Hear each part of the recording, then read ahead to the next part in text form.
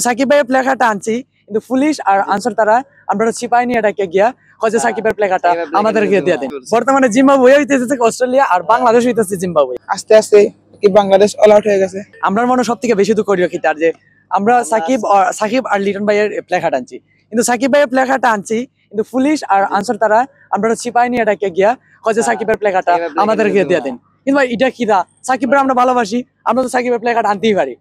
লিটন ভাইয়ের প্লেকার্ড আনছি, লিটন ভাই ওটা দিল ঢুকবার লাগি কিন্তু সাকিব ভাইটা হেরে দিল। সাকিব ভাই দোষটা কি ভাই? এটা কি রাজনীতি? রাজনীতি তো ভালোবাসা যুক্ত না ভাই।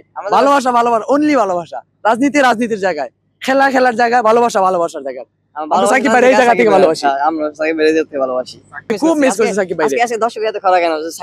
সাকিব ভাই থাকলে অনেক আরো দর্শক হইতো। কিন্তু সাকিব ভাই না থাকাতে, লিটন ভাই না থাকাতে এই যে মাঠে দর্শক নাই। একদম হতাশা।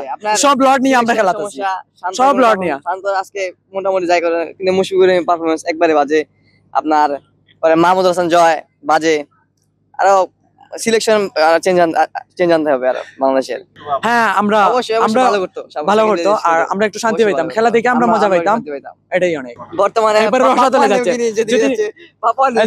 এখন বর্তমানে জিম্বাবুয়ে হইতেছে অস্ট্রেলিয়া আর বাংলাদেশ হইতেছে জিম্বাবুয়ে। এটাই বাঙালির একটা শেষ এটা খিতা হইতাম ভাই।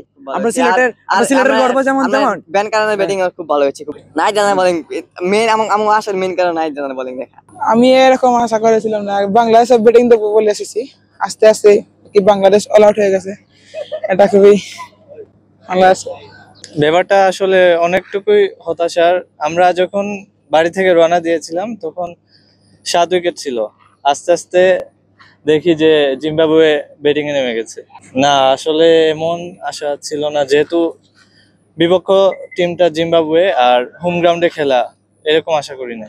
বোলারদের আসলে দোষ দিয়ে লাভ নেই, ব্যাটসম্যানদের একটু কাজ করতে হবে। ব্যাটসম্যান ব্যাটিং করা চলতেছে আর কি। হ্যাঁ, সিনিয়র প্লেয়াররা তেমন ভালো খেলতে পারেনি, ব্যাটসম্যানরা আর কি। আসলে কিছু করার নাই, পারফরমেন্সটা খারাপ গেল, আগামী ম্যাচগুলো ভালো করার কথা।